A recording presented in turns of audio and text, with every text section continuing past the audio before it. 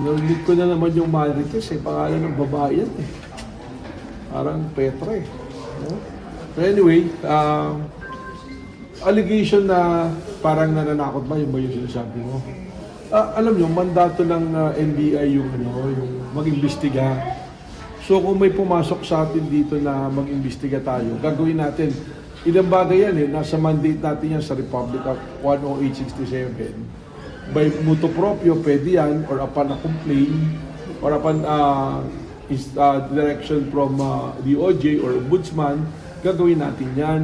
Sa pagkakataong ito, may mga pumasok sa ating ebidensya at patuturing na rin nating reklamo sapagkat marami nagsasabi na yung PISCO hindi na subject sa auditing and liquidation proceedings. Kung maalala nyo, wala naman akong binanggit na pangalan kung ano yung sinasabi ko. Sinasabi ko lang yung PISCO, kailangan investigan. Kaya nagulat ako na nagkaroon ng reaksyon na gano'n. Sir, sundutin ko yung tanong ni Sir Jan. Senator Pia Cayetano called your actions possibly contemptible. Your reaction on that, sir? Hindi ko alam ba't saan manggagaling yung contempt tayo dahil wala naman tayong ginagawang pananakot. Pag tinignan natin ang mandato ng NBI, it is our mandate. Ibig sabihin ba nito kung tayo nahaharap sa isang proceedings, hindi na nahihinto na yung ating mandato? At unang-una, hindi naman tayo ang akusado dun sa proceedings na yon. Yung proceedings na yan ay ako ay tatayo lamang testigo. At based on the pre-trial order, ako ay testigo not only for the prosecution but also for the defense. So hindi ko po alam saan nanggagaling yung sinabi na tayo ay nananakot or kung ano pa man. Pero sir, meron yung isa pa pong sinasabi, bakit hindi nyo na lang daw po investigahan quietly, ba't kailangan i-announce pa? Ano daw po ba ang intention? May nagtanong po tinanong sa akin, so kailangan ko po sagutin dahil kung hindi naman natin sasabihin, ang publiko sasabihin, tinatago natin yung mga investigasyon, ano po? So, kailangan po natin ipaalam.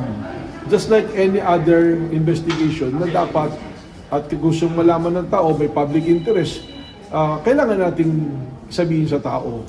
Marami po tayong iniimbestigahan na imbued with a huge public interest. Matagal na nga po ito yung katanungan. Katunayan, this is a subject of a Blue Ribbon investigation by Senator Dick Gordon, siya yung namumuno noon, na ito'y nahinto. Hindi nagkaroon ng Blue Ribbon Committee report. So, siguro may interest yung publiko kaya may nagtatanong sa atin, ano po. Pero sir, kung may, sorry po, last na ma'am, kung may gano'n na pananaw yung isang senator judge, are you ready sir to face that possibility ang ma-contempt bilang kayo ay haharap next week bilang testigo, hindi po? Well, ano po ba yung mga rason sa contempt? Dalawang bagay yan, direct saka indirect. Wala naman po akong ginagawa yatang paglabag. At again, ulitin ko, lubos po ang paggalang natin sa Senate Impeachment Court, including its members. Ano po.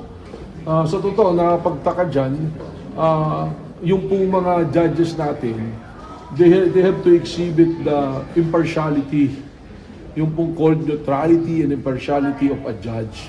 Dahil wala pa naman po, naglalabas pala ng ebidensya. Mas nakakatakot nga po para sa aking testigo dahil parang may pagbabanta na nga ng contempt sa atin. Pero again, ulitin ko, tayo po ay kinuha based on the pre-trial order na testigo para sa prosecution at sa defense. Ano ibig sabihin mo nito? Ang atin pong ilalahad dyan kung ano ang naging pong findings po ng National Bureau of Investigation sa usapin po ng impeachment, particularly on the issue of great threat and inciting to sedition.